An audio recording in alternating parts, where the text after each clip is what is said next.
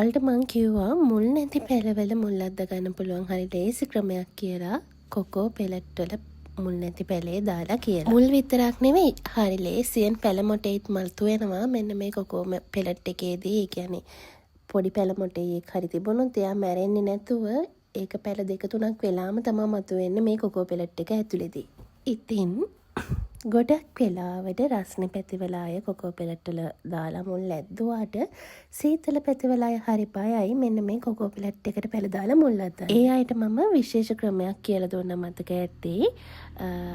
මෙන්න මේ විදිහට වැලි සහිත පෝච්චියක ඔයා හදාගන්න කොකෝ පෙලට් එක තියන්න කියලා. මෙන්න මේ විදිහට ඔයා තියලා බලන්න. කොට වෙන්නේ වැලි නිසා කොකෝ පෙලට් එක ඇතුලේ තියෙන වැඩිපුර තෙතමනය වැඩි වලට උරාගෙන ඒක අනවශ්‍ය තිතක්කින් යුක්ත වෙන්නේ නැහැ. මොකද ගොඩාක් සීතල පැතිවලාය කොකෝ පෙලට් වල මුල් අදන්න අකමැති ලොකුම හේතුව මෙන්න මේ විදිහට කොකෝ පෙලට් එක ඇතුලේ ලොකු තෙතමනයක් රඳවනකොට අර මුල් නැති පැලේ සමහර ලාවට වෙන්නේ කඳ කොටසත් එක්කම කුණු වෙලා යන එක. හැබැයි මේ ක්‍රමේදී කිසිම අපහසුාවක් නැතුව ඔයාට මුල් අද්ද ගන්න පුළුවන් වගේම ඔයාට මුල් ආපු පැලයක් පහසුවෙන් අඳුර ගන්න පුළුවන් මෙන්න මේ විදිහට මුල එළියට ඇවිල්ලා පේනවා. ඉතින් මෙන්න මේ විදිහට මම කොකෝ පෙලට් වලට දැම්මේ එකම එක මුලක්වත් නැතුව කඳෙන් ගැලවුණු පැල.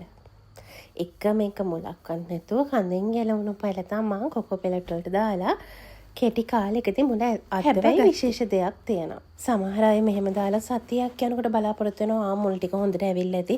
දැන් ඔක්කොම හරි එහෙම කියලා. එහෙම බෑ. ඔයාට මේ ඇන්දෝරියම් වගාව කරනවා නම් තියෙන්න ඕනේ විශේෂම දේ ඉවසීම. මොකද මුල් ඇදෙන්න යම්කිසි කාලයක් ගත වෙනවා. ඒක සති 3ද මාසෙද මාස එකමාරද කියන දේ තීරණය වෙන්නේ ඔයාගේ ඒ වෙලාවේ ඔයා වගාව සඳහා තෝරගන්න වර්ගය මත. ඇන්තෝරියම් වර්ග අනුවත් මුල් ඇදෙන්න යන කාලේ වෙනස් වෙන වෙලාවල් තියෙනවා. පොඩි කාලපරාසයක වෙනසක් වෙන්න පුළුවන්. ඉතින් මං කියලා තියපු ක්‍රමය මාරම සාර්ථකයි. කොකෝ පෙලට් එක වැලි තියෙන ඔය ඉන්නේ සීතල පැත්තක නම් වැස්ස වැඩි පැත්තක නම් කොකෝ පෙලට් එක වැලි වැඩි භාජනයක් උඩ කොකෝ පෙලට් එක වැලි තියෙන වටේට වැලි තියෙන භාජනයක් ඇතුළට දාන්න. දාලා වෙලා පොට් කරලා තියලා තියන්න.